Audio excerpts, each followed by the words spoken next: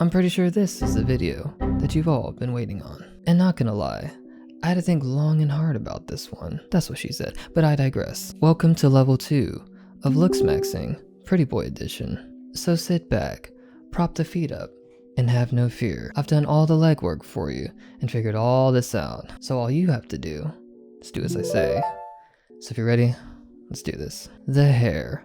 Hair is practically everything when it comes to beauty, both for males and females, but especially males if you're embarking down the pretty boy journey. Before we dive into the 2 absolute best haircuts for pretty boy maxing in the 2020s, let us first take a glance back in time and see how historically the pretty boy look has evolved.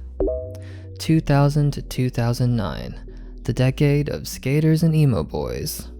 If you grew up in this time and wanted to get play, this was all you needed to do. Practically everyone I knew was rocking the shag, as seen here by young Zac Efron. Now here's the thing, you went down one of the 2 paths. 1, if you were JBW and had decent genetics, then you most likely had the shag. But if your genetics were somewhat lacking, more than likely you turned down the alternative emo path to show off your angst to the world, so to speak, and went with the emo cut. The emo cut was a more edgy, shock value version of the shag. It was truly a bold statement for its time. Even I had it for the longest.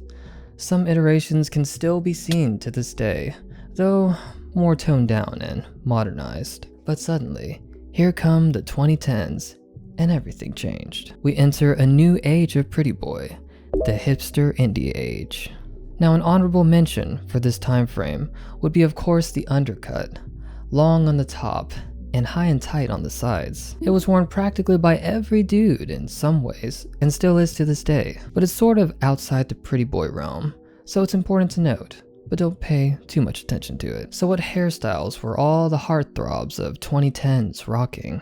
For this example, we look at Justin Bieber's post-bowl cut. As you can see here, he's got the dyed quiff going on, which was by far the hair to have if you weren't going the masculine route. Another option, however, was the Brit Rock cut. I would say this cut is an updated iteration of the classic emo cut, with a little more maturity and finesse. So basically, if you wanted to wear your hair up, you had the quiff, and if down, you had the Brit Rock cut. The quiff, as you may already assume, was more reserved for the genetically gifted, as the Brit Rock could hide more of the less than desirable imperfections. And now we move on to our current age. And to be fair, the aforementioned haircuts still exist to some extent. But for the most bang for your Looksmaxxing buck, let us see what the 2020s brings us now. The TikTok e-boy craze.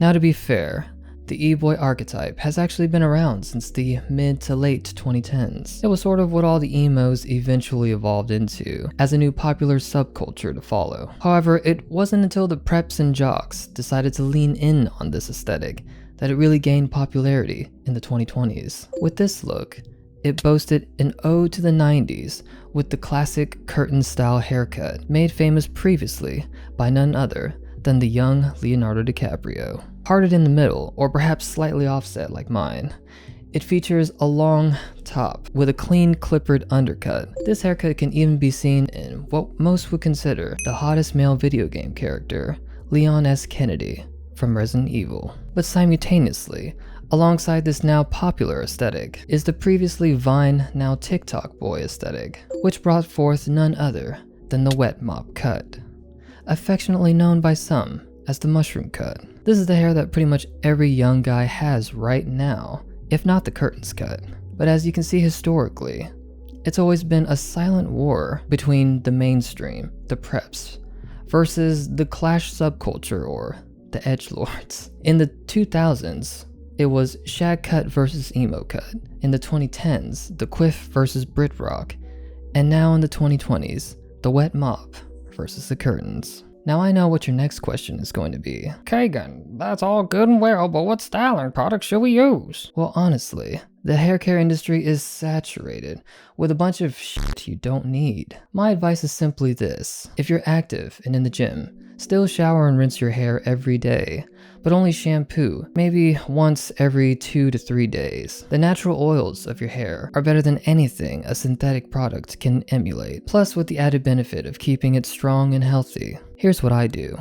Towel dry the hair gently, then blow dry in the opposite direction of the final outcome for volume, and finish it either with a fiber, clay, or putty with a high hold, matte finish. Whichever consistency suits your hair best. That's all there is to it. And that's gonna be it for today's video. Comment down below what style hair you have. Leave a like on your way out. And remember, it's better to know than to not know. I'll see you next time.